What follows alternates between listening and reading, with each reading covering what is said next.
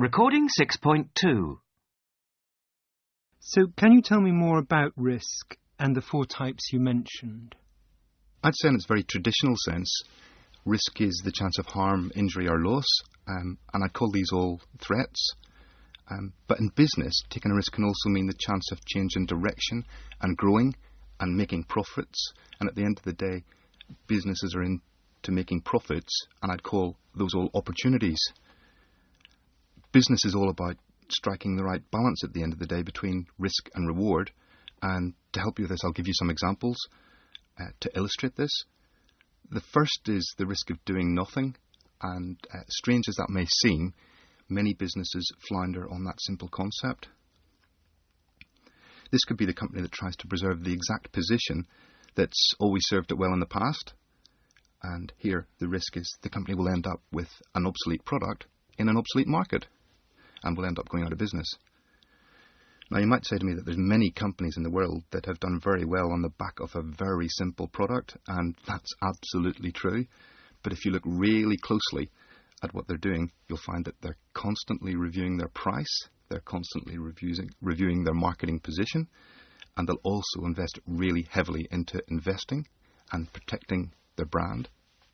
So the message here is never do nothing. The second risk relates to companies that give credit or take and rely on guarantees from others. Both of these will reduce profits if they go wrong. Let me start by explaining the credit side of things. If you want to increase sales, you need new customers, and this may mean selling on credit. So you ship out a consignment of stock and you sit back and you wait for the customer to repay you. Unfortunately, sometimes the customer doesn't repay you. They may have gone out of business, or simply they may have gone away. This will leave you with a problem. On the guarantee side of things, you're relying on the guarantee of a person or a company to do X, Y, or Z. Quite often, though, the guarantee is only as good as the person giving that guarantee. A third risk that I'd like to give you is to always be aware of the political agenda. You need to know what's on the government's current agenda. Is that likely to change? And if so, how will that affect my business? The fourth and final example of risk I can give you is a company being caught up in some sort of catastrophe or other disruption, such as fraud or criminal damage that causes interruption to trading.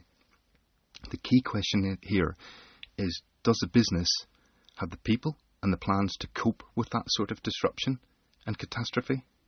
Because believe me here, many major disruptions have been the end to many a good business in the past. That's particularly so if the business is located in a single location.